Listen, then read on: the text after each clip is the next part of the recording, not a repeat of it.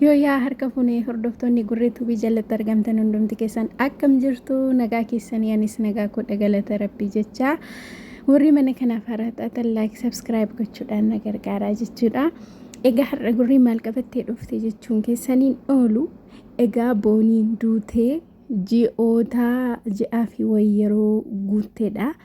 Kanii abbaan manaan ishee gadda irra godhatee jechuudha.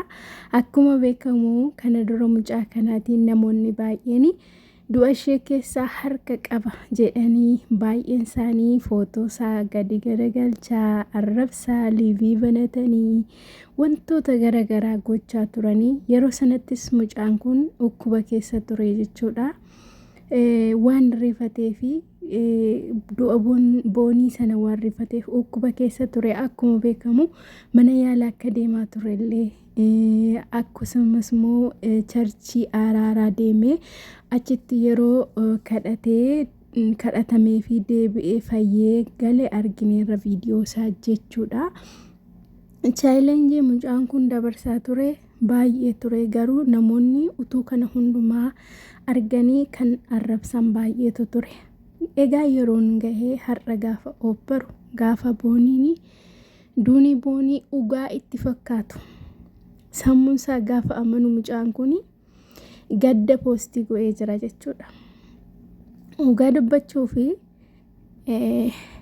akka mucaa kanaatti kan gadde yookiin immoo akka mucaa kanaatti kan miidhame jira jedhee yaadu yoo dhugaa isaa dubbanne. Maaliif erguma fayyeeyyuu poostii gochuu danda'a ture, garuu du'a mucaa kanaatti du'a booniitti amanee hin jiru mucaan kun jechuudha.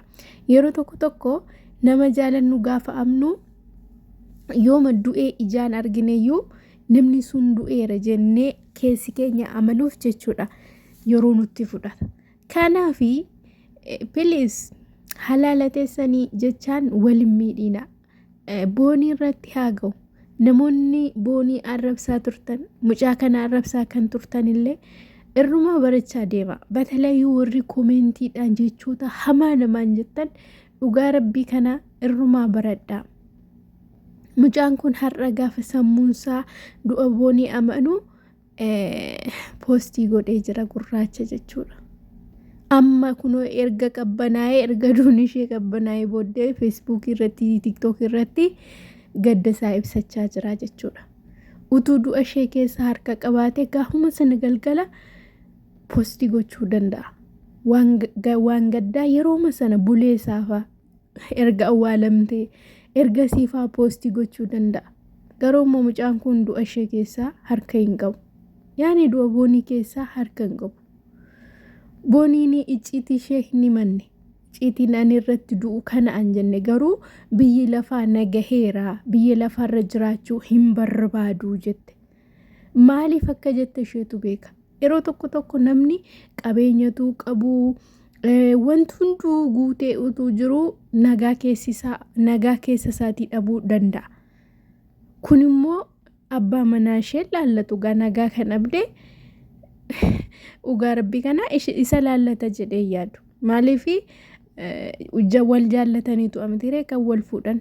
Wal jaalannaa miti waagaa amma kana kaffalee kan inni gaafa gaa'ela isaa akka kanatti daggasee aqee mana warra ishee kan dhaqani wal jaalannaa miti, fedha isaa duuba miti jechuudha. Kanaaf hordoftoota kiyya biliis jechaan waliin miidhina. Like subscribe godhaa YouTube koo jechuudha. Gadda isaa ibsatee jira. Anis baay'ee gaddeen jira akka nama tokkotti miidhaan hammi kun isheerra ga'ee isarra ga'uu isaatti dhugaa rabbii baay'ee nama gaddisiisa. Waaqayyo jajjabina siif haa laatu siin jenna obboleessa keenya, jabaadhu. Waaqayyo maatii keefis siifis jajjabina siif haa kennu, maatii isheefis jajjabina haa kennu jenna. Hundumti keessaniyyuu please komentii badaan barreessiifina. Nama tokko abanii bakka lammaffaa abuun hin ulfaata waan ta'eef jechaa waliin miidhina Oromoo. Dhugaa rabbii baay'ee garaan nyaate mucaan kun jechuudha. Ulfaata baay'ee.